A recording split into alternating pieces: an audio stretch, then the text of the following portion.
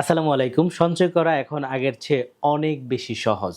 আপনার হাতে থাকা বিকাশ অ্যাপ ব্যবহার করে আপনার পছন্দের ব্যাংকে ডিপিএস বা সেভিংস শুরু করতে পারেন। আজকের ভিডিওতে আমি ধাপে ধাপে কিভাবে বিকাশ অ্যাপ দিয়ে ডিপিএস খুলবেন এবং এর সুবিধাগুলো কি কি। চলুন ভিডিওটি শুরু করি। শুরুতেই আমার মোবাইলে থাকা বিকাশ অ্যাপসে চলে যাচ্ছি। ডিপিএস খোলার আগে অবশ্যই আপনার বিকাশের যে ইনফরমেশন রয়েছে সেগুলোকে আপডেট করে নেবেন। এবং বিকাশের মেনু বারে শুরুতেই সেভিংস নামে একটা অপশন রয়েছে। এই যে মাটির ব্যাংকের একটা ছবি আছে, আমি এই সেভিংসের মধ্যে একটা ক্লিক করে দিই। এখান থেকে নতুন সেভিংস অ্যাকাউন্ট খুলুন, এখানে একটা ক্লিক করে দেব। ক্লিক করার সাথে সাথে আমার সামনে দুটি অপশন চলে আসে। একটা হচ্ছে ডিপিএস মুনাফা ভিত্তিক, একটা হচ্ছে ইসলামিক ডিপিএস যেটা হচ্ছে শরিয়া ভিত্তিক। আপনি কোনটা করবেন সেটা আপনার উপর ডিপেন্ড করবে, তবে আমি এখান থেকে ডিপিএস একটা ক্লিক করে দিচ্ছি।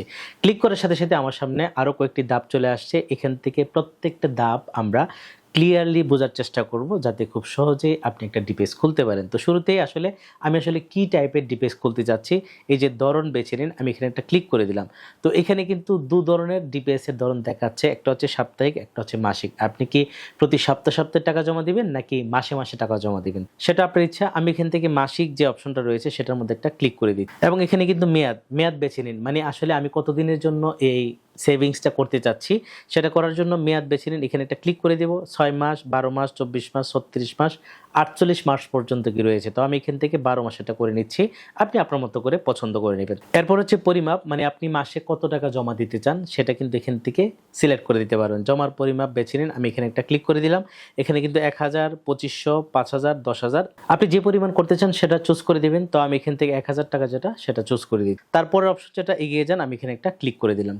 ক্লিক করার সাথে সাথে এখানে প্রতিষ্ঠান বাছাই, তার মানে হচ্ছে কোন কোন ব্যাংকে আসলে আমার ডিপিএসটা এখান থেকে খুলতে পারবো সেই লিস্ট চলে আসছে। এখানে যদিও দুটি দেখাচ্ছে, এখানে কিন্তু কম বেশি হয়, অনেক সময় আরও অনেকগুলো ব্যাংক অ্যাড থাকে। তবে মজার বিষয় হচ্ছে বিকাশ কিন্তু সরাসরি তাদের বিকাশে কোনো ধরনের ডিপিএস খোলার সুযোগ দিচ্ছে না, তার অন্যান্য ব্যাংকের মাধ্যমে কিন্তু সেই সুযোগটি করে দিচ্ছে। তো এখানে দুটি ব্যাংক রয়েছে, একটা হচ্ছে আইডিএলসি ফিনান্স পিএলসি আর একটা হচ্ছে ঢাকা ব্যাংক পিএলসি। ঠিক আছে, এবং দুটোর মধ্যে মুনাফার পরিমাণ কত সেটাও কিন্তু আমরা দেখতে পাচ্ছি এবং এক বছর আসলে কত টাকা জমা হবে সেটাও দেখতে পাচ্ছি। আইডিএলসির মুনাফার হার হচ্ছে 9.75 এবং ঢাকা ব্যাংকের মধ্যে হচ্ছে 9.5%।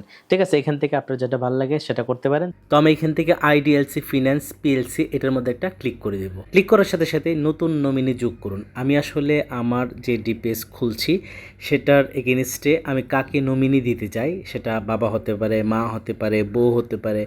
আপনি যাকে মনে করেন যে আপনার অবর্তমানে এটার মালিকানা কে পাবে তার ইনফরমেশন এখানে সেট করে দিবেন। তো আমি এখানে নতুন নমিনি যোগ করুন, এখানে একটা ক্লিক করে দিলাম। ক্লিক করার সাথে সাথে আমার মোবাইলের কন্ট্যাক্ট নাম্বার থেকে আমি আসলে যাকে সেট করতে চাই তার নাম